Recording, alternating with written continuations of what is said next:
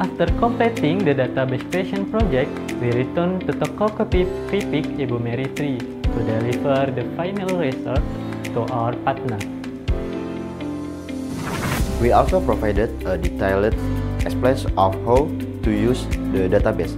With this system, the storage owner can easily monitor stock level, record expense, and track income in a more organized manner. In conclusion, the database we developed successfully helped Toko Kripik Ibu Mary 3 establish a more standard record keeping system.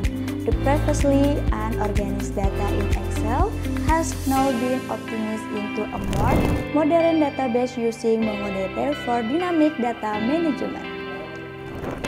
Thank you for your attention. Wassalamualaikum warahmatullahi wabarakatuh.